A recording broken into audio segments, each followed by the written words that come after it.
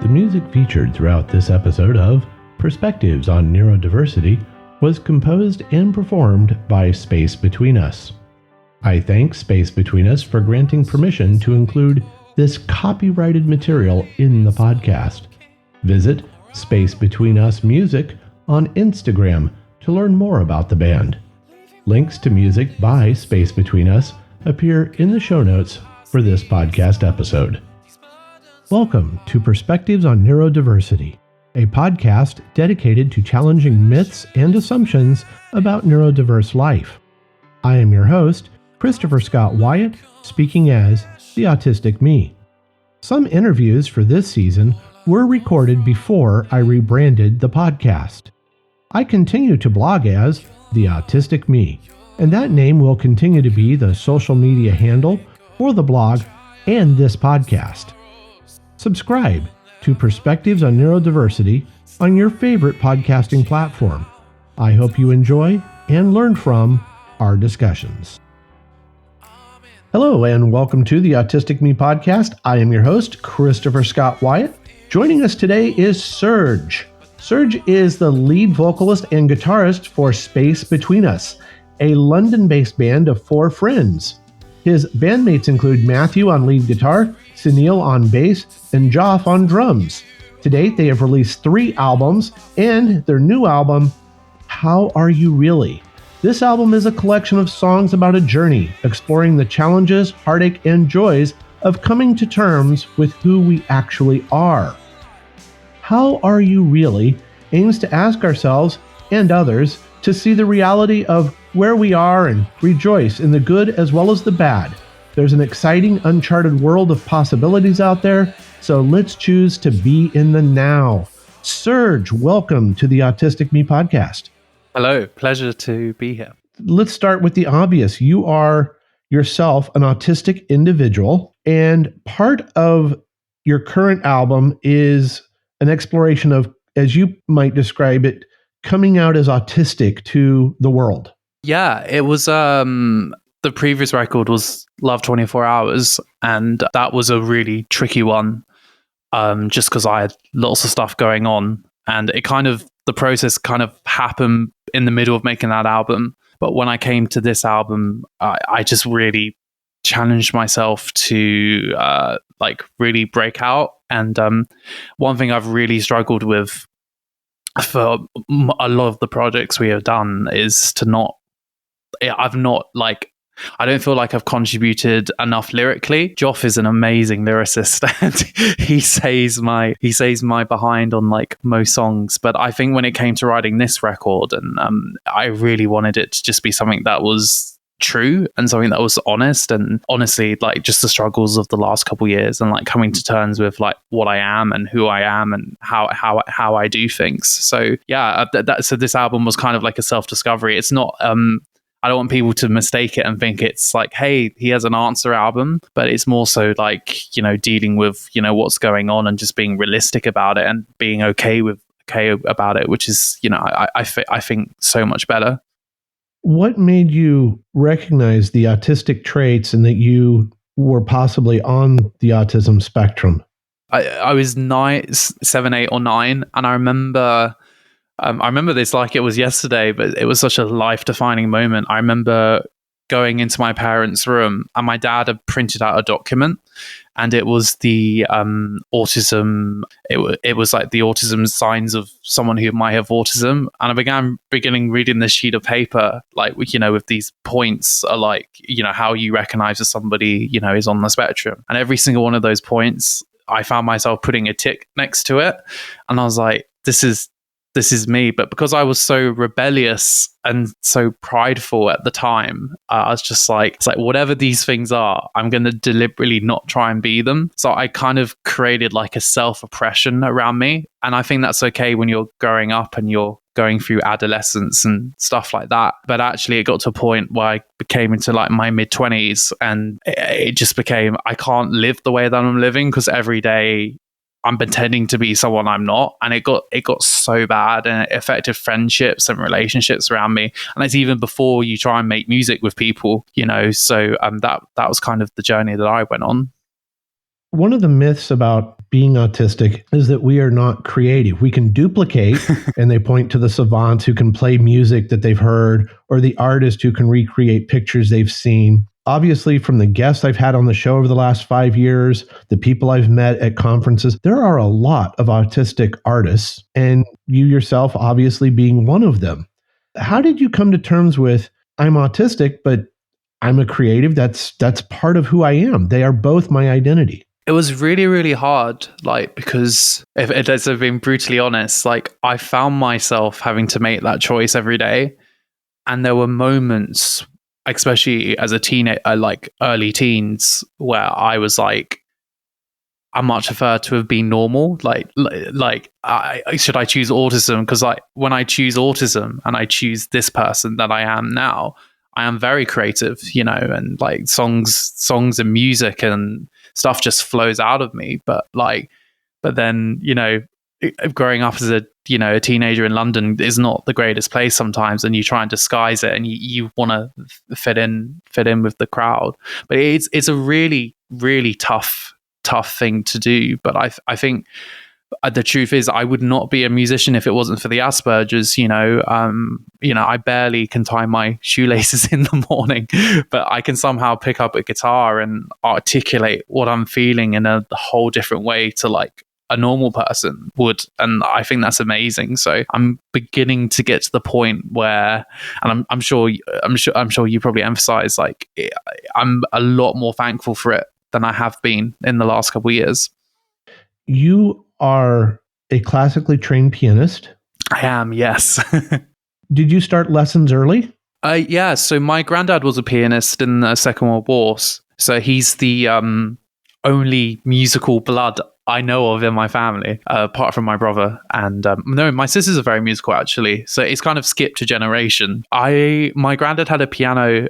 So my granddad lived in a place called Cambridge. You may know it because of the university. And my dad was in Cambridge as well. Yeah, it just happened that I could play stuff back. So I have a really good ear. So my parents and my granddad was really into classical music. So he would play me something and I would just play it back. So, but I found it very boring, which is the funny thing. So I could play stuff and I found it really, really easy, but there just wasn't joy in it. But then somebody got me a guitar when I had a guitar when I was 13, and I had an electric guitar when I was 13, and that was just a whole nother level. I've always felt more comfortable playing guitar than playing anything else because there's just a method and an ideology to it, which I think people don't get from the outside. Piano was really fun as well. As someone who is a professional musician, you have to balance that creative part of you, the autistic part of you. And unfortunately, it is the music industry.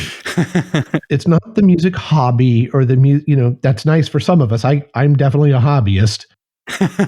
You wish to make a living at this. You produce albums, you obviously perform. How do you balance these conflicting natures where I can't imagine trying to manage a band and a production schedule? And I have a hard enough time checking my calendar. Oh yeah, I have this podcast interview, or I have this blog to write, or how do you balance all of that? It's tricky. I think the biggest thing is that I was talking about this the other day with a friend, actually. Albums just, so we're really old school. We still make albums, and but I think a lot of people think it's just writing 10 songs and then recording it. But I think it's being realistic about the time frames. So every time we set out to do a Space Between Us record, like every time for all 3 albums we've done, we've all said this will take us a year to do, and it always ends up taking 2.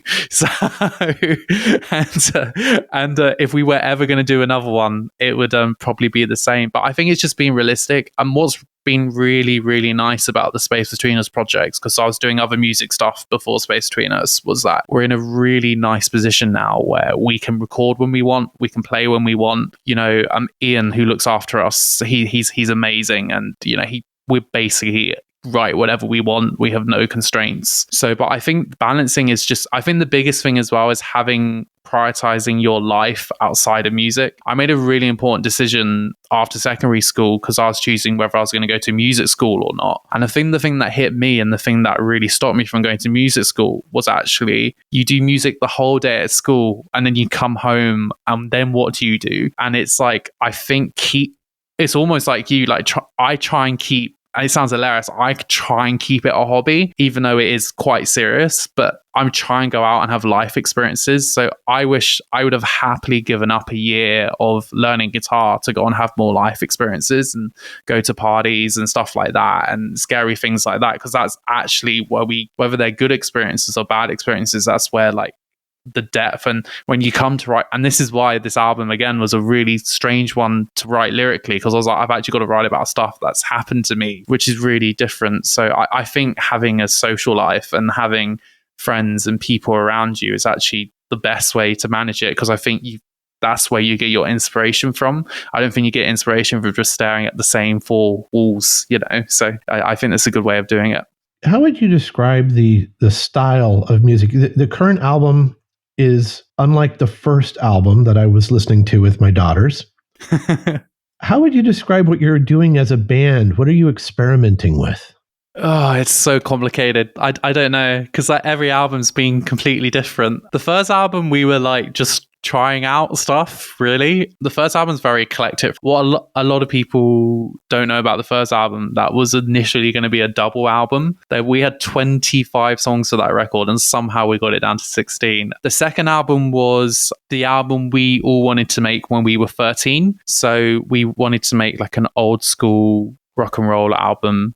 And then this album was really inspired by my brother. It was a lot more like electronic, dancey, kind of, synthy stuff, which has been super exciting. So a lot of 80s like influences. I think that's the great thing about the four of us though. Like Joff's really into musicals, Sunil's really into dance, synth, DJ kind of music. Matthew's really into rock and roll. I love singer-songwriter music, so I listen to people like Regina Spektor and Patrick Watson and stuff like that. So those combination really makes the Space Between Us sound. So what's nice about the record we've just done though, even though it is a completely different style, you can still hear it's the four of us, which I think is really nice. Looking through even the album titles, right, you have Love 24 Hours. Love 24 Hours is from 2 years ago? Yeah, so that's the last record we made before lockdown. So, yeah.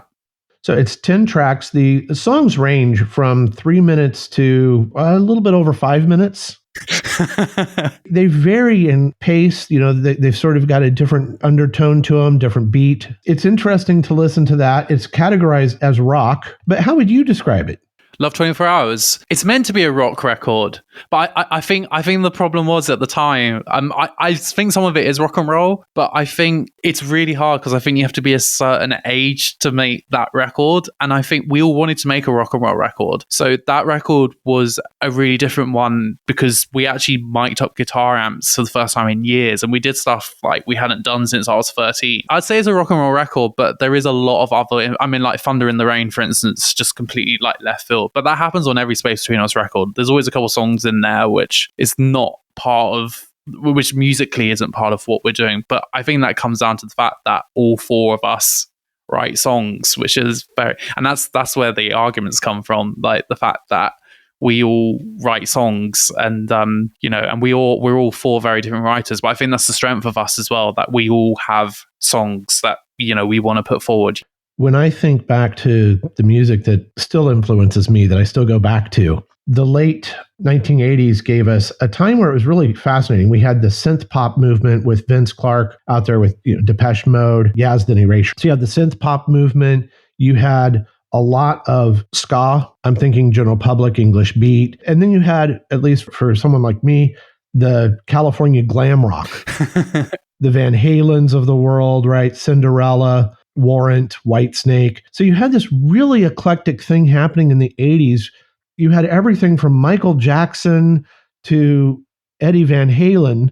And in some ways, it picks up with what you're doing. I can sense everything from kind of the late 80s, mid 90s being an influence. Would you agree that this is influenced by the 80s and 90s sound? Love 24 Hours. Yes.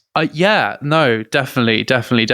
I mean, a big part of that record is actually dedicated to my father. So I think I'm a 90s kid. I'm 93. Yes, I'm a 90s kid. So all my friends parents, they listened to one band, and the band was ABBA, and ABBA's amazing.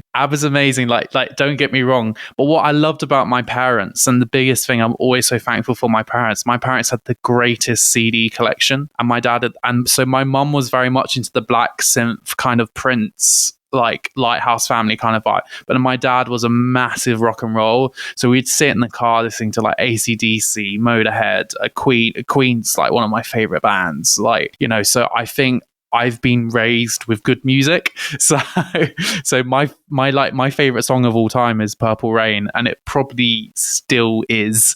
So I'm being really, really lucky that I grew up, like my mum. So like one night we would listen to A Night at the Opera by Queen, and then the next night having dinner we would listen to Tracy Chapman's Greatest Hits. So we were so lucky as kids that we had such good music in our house. So yeah, I'm so thankful for that, because it's made our music like so much better.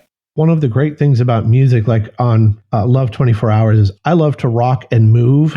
Movement calms me down. Yes. So it's one of those, it's an album you can sit there and rock to and tap to, and no one's going to think no one's going to think anything of it. It's quite all right to be autistic. It's it inspires movement. And then you switch to How Are You Really? Yes. Your current album, which has 12 tracks. I think there's 12. I've not listened to it yet. Oh no. I heard it on the last day before it went to iTunes, but I mean, I do know the songs, so obviously. So what I found interesting, so it starts off, I don't know if this was intentional or not, but it's almost ordered by song length. You start off 2.5-minute Ear Candy, and then you end with 2 songs over 4 minutes, Paris in Spring and Now. I didn't realize we did that. I wish I could say we had like I had some input into that. I think the first song on an album is really important. We always argue about what the first song on an album should be, because it's the thing that when we make albums, we want people to listen to it from track 1 to track 12 or whatever it is for that particular record. So I think the first track has to grab people in. So I think Ear Candy does that very well. And it's really weird, actually, because Ear Candy was actually the first song. So I wrote for this project. So it was literally day one studio. First thing, that was the first thing like I came up with. So it's really nice, actually, because normally you write the first song for a project and it becomes track 7, for instance. So there is a method to the track listing. Was she here with me at all? Time to stay awake and tune into you.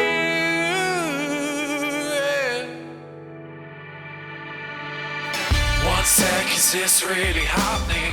Who cares? Yeah, we just put it in that order because we felt like that was the way. I always knew when I wrote Now, I always knew that was going to be the last song, which is like my favorite song of the record by a million miles. But there is a method to the what songs we put where.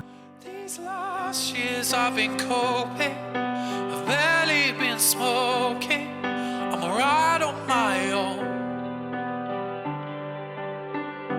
Leaving bed isn't so hard, can now look past these scars, these burdens are past.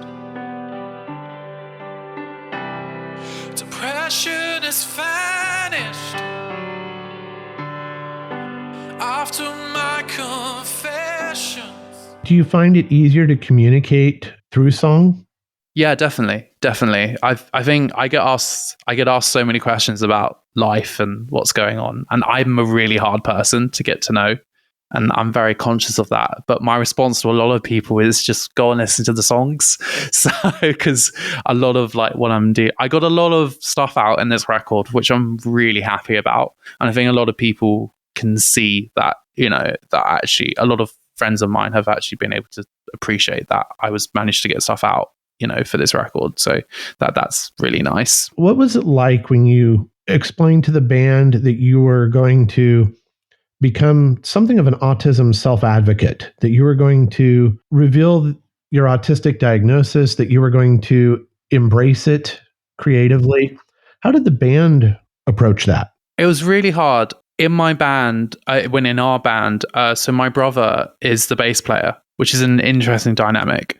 So he already knew because we lived together. We lived together. I wish I could live with him now. It's weird. You go like 15 years living with someone and you never want to live. And now I just want him to live here all the time. So, because I love him so much. So I became really good friends with someone who's actually our drummer's wife called Rosalia.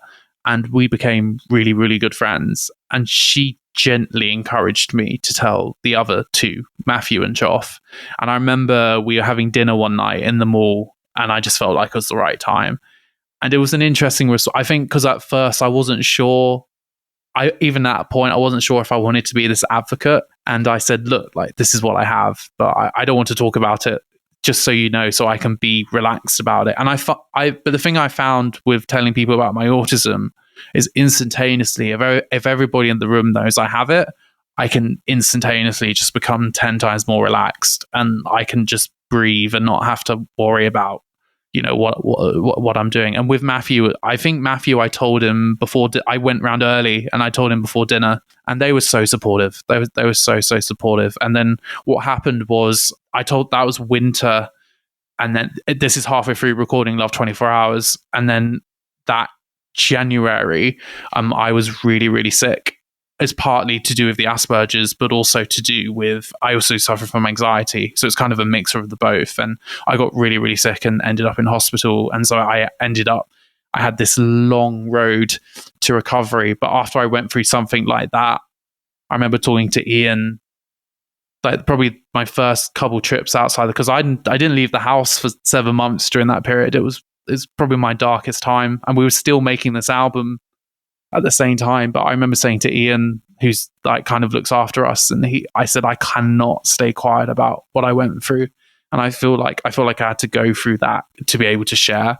And they've just been so supportive. They've been so supportive. And, you know, and they're, you know, they're what's the greatest thing about Space Between Us is that it is really a band of, you know, we emphasize that we are really a band of friends, and, you know, we don't fall out that much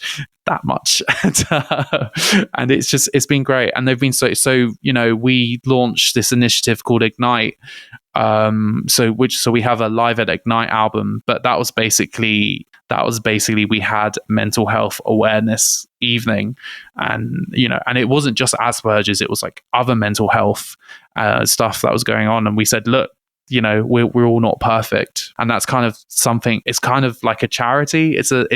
We're still working out what it is, but just out of that, we've had a bunch of responses, and then kind of this record, How Are You Really? It's kind of a response to all of that. Well, and just looking at the track titles from Live at Ignite, you open with Space Between Us. The song, yeah, it's actually, so there's a song called Space Between Us, yeah. And it includes songs, two of the titles really stand out, Lifeline and Sober. Yeah, so Sober's actually a Demi Lovato cover, which my brother really wanted to do, which is really weird for Suneel. Sunil's very much like, Suneel plays along. Sunil's very quiet. But I remember when we were coming up with the idea to do this event, Suneel said, I want to do this. And it's really rare for Suneel to say that. But he just was like, because Sunil's been through, you know, similar situations. I mean, he's not autistic, but, you know, he's probably had the emotional fallout from it as well. So, you know, because it's such a strain on my family. And like Lifeline's a song that we all wrote together, which is on the Love 24 Hours record. So yeah, it's a really good song. You organized that EP to convey a message, you said, about mental health and awareness. On the evening we did it, I said a little bit about my experience and my time in hospital and stuff like that. So the EP was more of like, so it's recorded live, so it's really nice. So it's the four of us live, which is nice. So we're all in the same room, and like there's audience and stuff like that. And there's a massive thing amongst Space Between Us fans that it's the best thing that we've done. But, you know, it was just to give people a snapshot of the evening. So it's not every song. It's just that I think we did like 10 or 11 songs that night, but we just picked main ones that we thought were the most appropriate. So yeah, but it was a really good evening, and it's nice to have that, because it really captures a moment in time, that little EP. So I'm really fond of that one. And so after you discussed your autism with your bandmates, then you had the Live at Ignite. now we have the space between us, which is now you're all aware of these journeys you've made, these difficulties you faced. I think as you phrased it, you're all grown up. We're all looking back fondly on the past, or not so fondly. How was it for you to record that, knowing that this was sort of a revelation of this is who we are and we're going to embrace it and be us? Recording How Are You Really was, and I say this very seriously, was the most funnest time I've ever had in the studio. And the crazy thing about How Are You Really, so when we did Live at Ignite, we record, obviously it takes like another year for the record to come out, but when we recorded Live at Ignite, it was literally a week or two before we went to lockdown. So when we did How Are You Really, we've not seen each other. That's the hilarious thing. And we've done this album together. Like, it's crazy what you can do with the internet. And How Are You Really was just the most funnest recording experience, because the whole thing was true. There was nothing fake about it. And it was just so therapeutic in a way. And when it came down to doing lyrics for a lot of these songs, it was just like, especially Writing Now, that was like one of the greatest afternoons of my life, like getting to write that song. It was just the greatest therapeutic moments ever. And it was great. And we were in lockdown in England, where you couldn't go to restaurants, you couldn't go to shops, you only were allowed out 1 hour a day. And out of that time, we probably wrote one of the most hopeful things that, you know, we've ever written. So it was so good. It was so good, because I think like you said, we were just very much in a place, all of us, where we were kind of okay with our realities. I think that's a good way of putting it. So it was just such a good experience. You said you each did this at home. Yeah, it was crazy, actually. I don't know how we did it in the end. Do you have a home studio? Yeah, so we prefer working at home. So we've recorded a couple things in the studio, but we prefer working at home just because we can work when we want. We can do what we want. Recording in a studio is very like financially and time consuming. And Ian learned very quickly that like we have our own ways of working. We find sometimes when the four of us are in the same room, there's too many cooks. So we all have like individual songs that we work on, and then we kind of bring them together, and then we kind of meet saying this works, but this doesn't work. But for How Are You Really, it was very much a case of like everything worked. A lot of it was recorded at home, apart from some of the string sections, but I think the majority of it was recorded at home. As someone who, at least as a hobbyist, I need to ask, I have found it easier to work with someone in the same room versus listening to a track and trying to go along with the track. Yeah. So you're working, though, you're hearing them obviously on headphones, right? You're listening to them and you're trying to match what you're performing to what you're hearing. How did that work at home? I think because we know each other musically really well now. So don't forget, like I was 23 when Space Between Us. I was 23, 24 when Space Between Us started. It was like 2017. So we've got to a place where we know what each other are going to do instinctively. It's a really nice place to be in. So even when we're writing songs now, it's like, oh, I know Matthew's going to do this bit, so I don't have to worry about filling those guitar parts in. And I know Suneel will probably work out the inversions for this chorus or whatever. So we just kind of instinctively know what each other are going to do, which is really, really nice. And it's like a chemistry that we've really built up. You know, we get really reluctant to work with other people because we've got such a tight bond now, and it's like, you know, we wouldn't want to mess with that. But yeah, we're just very I think the biggest thing is trust. We trust each other a lot. So, you know, and we each believe in each other's capabilities. I think there's some bands where I've seen friends try to make bands, but they don't trust the bass player or they don't trust the drummer. I trust these three guys, like, you know, with everything music. So that's probably that's why it works so well. You've mentioned Ian a few times. What is his relationship to the band? He is our manager, but he takes a step back. I met him many, many years ago. I met him when I was still doing session work for Disney. He's my mentor / slash manager. Ian gets the album before anyone else gets the album, and he just gives us advice on what to change, what not to change. It's more personally my relationship with him. So there's solo projects I've done, which he's been really involved with as well. But he's just a great guy. He does sound for us a lot. He's a real big daddy to all four of us, to Space Between Us. So, he's a lot. Most of the things wouldn't happen if it wasn't for Ian, because Ian's really, really good at getting us to do stuff. Do you work with a set audio engineer and then producer, or how does this process work where the four of you come together for a final product? Who oversees that final mix? So the last two records I've mixed, I did the mixing for the last two records. I can't remember who did the first record. I think we might have had someone externally to do the first record. I don't think the first record came out that great. At some point, I would like to remix that first record, but I did the mix and the master on the last record, because I mix for other bands and for other artists and stuff on the side. But for Love 24 Hours, I think we had someone separate to master it. But Ian will listen to it and he'll give us a document with all the songs and all the words and what he thinks should be changed, because Ian's got one of the best musical ears that I know. But essentially, we all make that decision. I don't think people realize that sound, that mixing and producing, which is a very detail-oriented job. It is very tedious, and yet I find it is perfectly suited to my autistic nature. Yeah, I think that's probably why I like it so much, actually. I love the detail of it. It's the way I describe it to people now. Like, it's like baking a cake, but you've got to have like the right ingredients. Over the years, I found really good things. Like, every day I feel like my mixing's getting better and better. But stuff with like that, you just got to keep doing it. But the detail, people don't realize, and that's people are like, oh no it. But I think that's the one thing about our songs that people always recognize, like, this is being cut like very well. Yeah, I love that whole process, and it's actually really funny.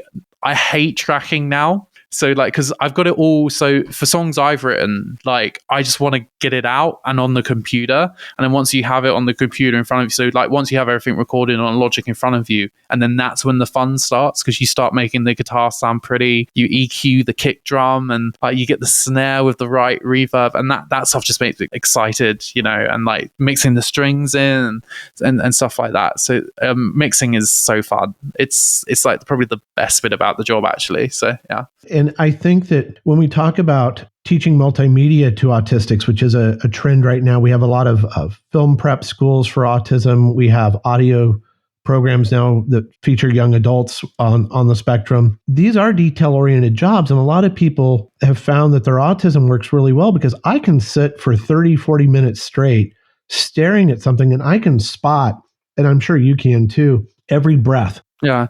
It looks like a teardrop on its side. Or my little daughter, she was watching me, goes, "Oh, you're killing slugs." You highlight it, you hit, you hit it down to get rid of it, the breath. So you start noticing what certain waveforms look like. I know that's a breath. I know that that's a letter T or a P. And do you find that you can just look at what you see and you recognize some of it on screen? Yeah, definitely. It's embarrassing to admit, but yes. Definitely for my vocal. So my vocal takes, I definitely know what to keep in and what to keep out, like with breaths and stuff. You probably know, but for the listeners, we use something called noise gate on our vocals. So which means a lot of that stuff just gets taken out anyway. But I miss the days where you did sit there and take the breaths, but it's just so time consuming. But if I had the time, I'd actually do it myself. It's crazy. I can actually I get what you mean. I can read waveforms like quite easily now. I spend way too much time in the studio. That kind of detail work, I know it's somewhat of a stereotype, but my autistic traits work really well with pattern recognition, and it makes editing, I don't know, I enjoy editing. I think that's the thing about autism and creative stuff. Like, there is actually, we're looking for order, right? And we think we're looking for, but there's so much patterns in music. The thing I always say about songs, I like it when you can tell a song has been well written. Like, there's so many songs out there which haven't been written very well, but it's been like hid behind like production. But I love it when you can see that someone's put detail into a formula, and that makes me really happy. So yeah, I can totally empathize with that. You are facing now the end of the COVID lockdowns. Yeah. You're about to travel. Does the band plan to do some live performances, touring to promote the album? What do you plan to do now? There is a question. We've been asked a lot. Are we going to play live is one question. Are we going to tour is another question. I'd like to think that we'll play live at some point. Joff's just had a baby. Matthew's living in New York.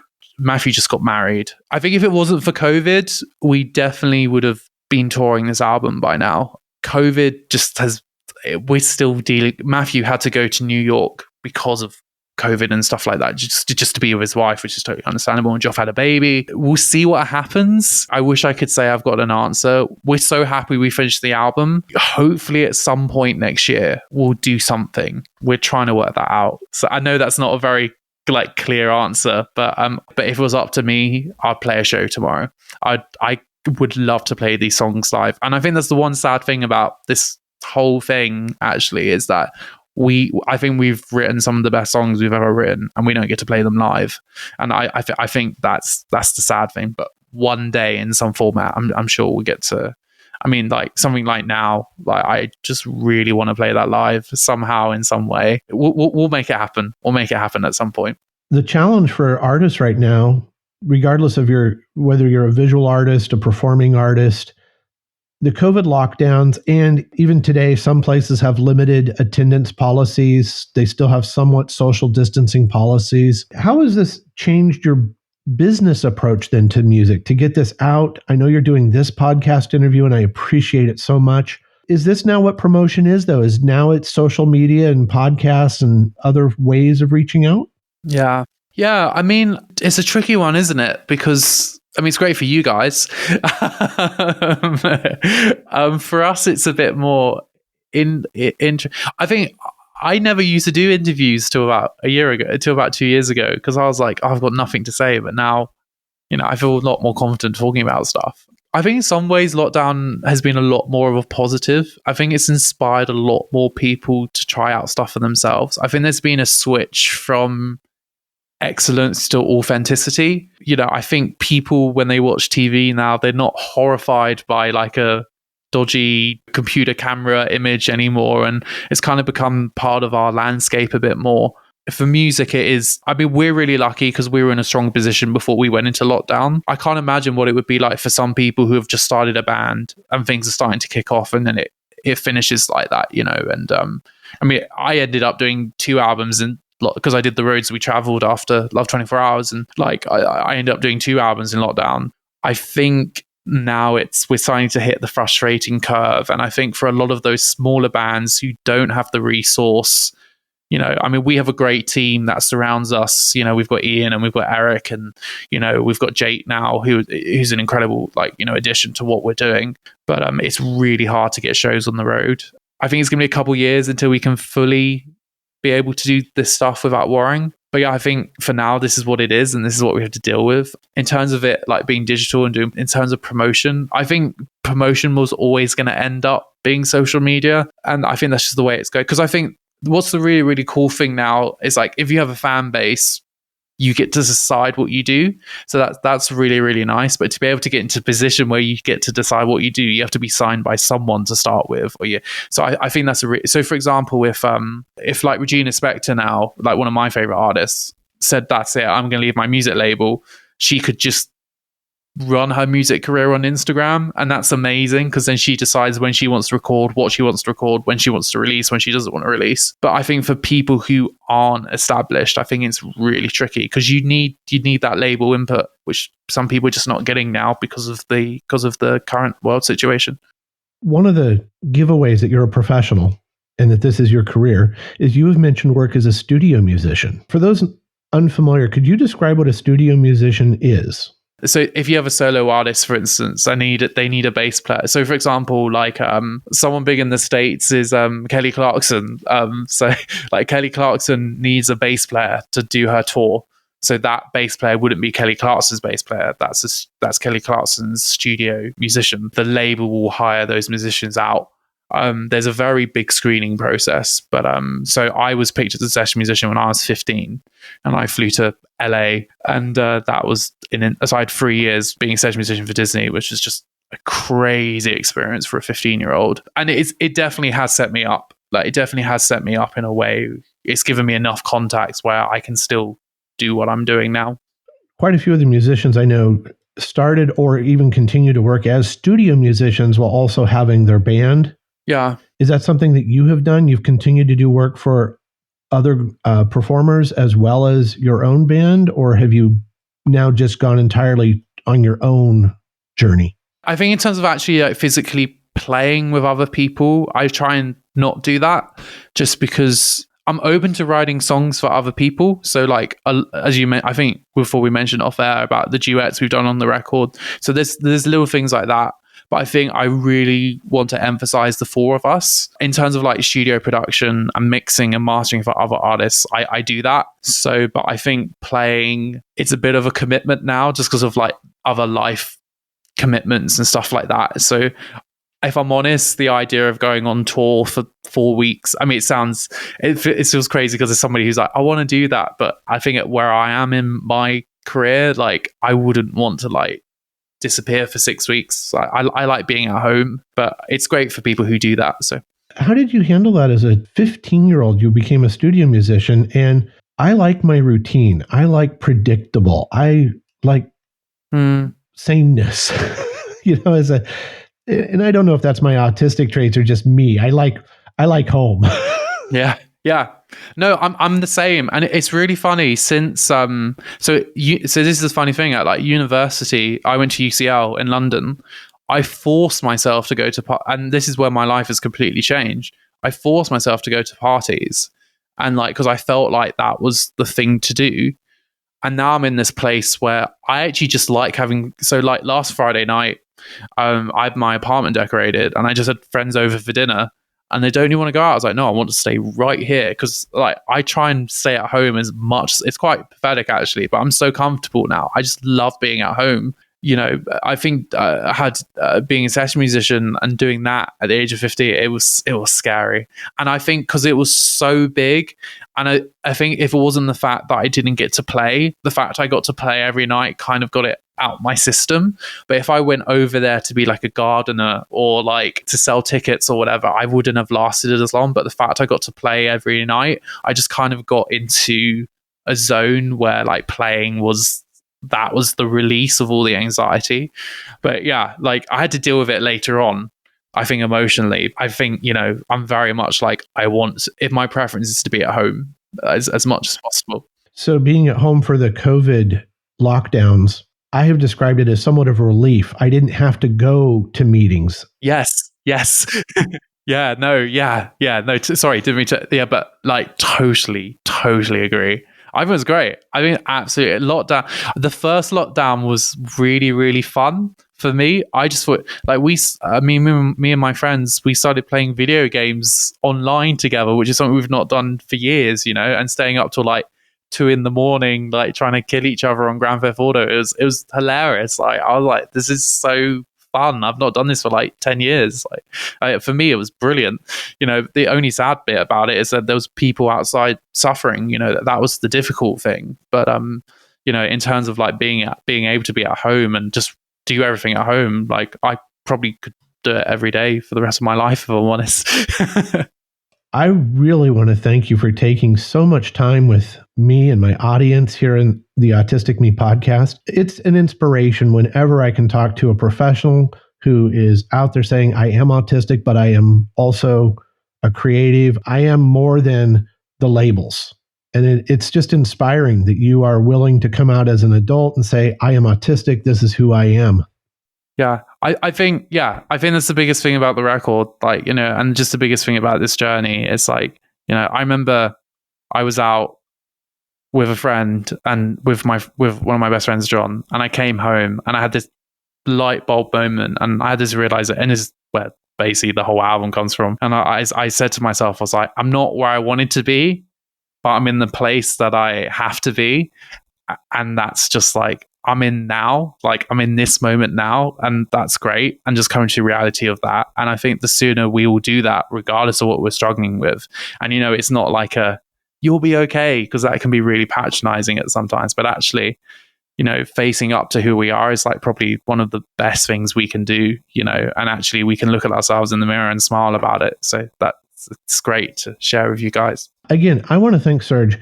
The band is Space Between Us. You can find them absolutely everywhere music streams. The music is in album form. I do encourage you listen to the albums. You can feel the organization. You can feel the planning. I still like to go to albums and play them in order. I have never been one of those people who hits the shuffle button. Ideally, an artist has organized a story. It might be because I grew up listening to things like Sgt. Pepper, with the Beatles, where there was a true thematic organization. ELO, Jeff Lynne definitely organizes his songs. It was so nice to see that you had carefully curated your albums. I'm glad someone noticed. Honestly, like my friends make so much fun of me. They're like, and I'm like, so no, you need to listen to the whole thing. Like, I've never liked the fact that radio stations only play the songs released as singles. I've always wanted a station that would play album sides. Yeah. No, it's just, I hate it. So the part of the album process is you finish the album and you sit down, you're like, so what are the singles going to be? And then you have to go off and record music videos for them. And that's the bit I don't like about my job. Like, music videos are just like, bleh. So yeah, and it's just so like, please, like, yeah, love the fact that you guys have listened to the album all the way through. That makes me really happy. Like I said, my daughters love music. They both want to play music. The oldest is sitting there teaching herself to play the keyboard. She keeps begging me to get out the wind instruments for her to try. The little one wants to play guitar and drums. They just love music. Music is a part of my life. I have, as you said, a massive CD collection like what you grew up with. I still can't part with physical. I love albums. I love CDs. I keep saying I need to get a record player. My collection is digital right now, which is really sad, but I'm keeping my eye out for a record player at some point. Surj, it has been such an honor and privilege to talk to you. I hope listeners go out and give it a try. It's wonderful because it's coming from this position of I am autistic, I am an artist, I am all of these things, and I'm living in the now. Thank you. That was a pretty good ending. I hope you have enjoyed this episode of Perspectives on Neurodiversity. 6:30, we haven't slept. Still waiting up for you to call. Fell asleep to the sound of your breath.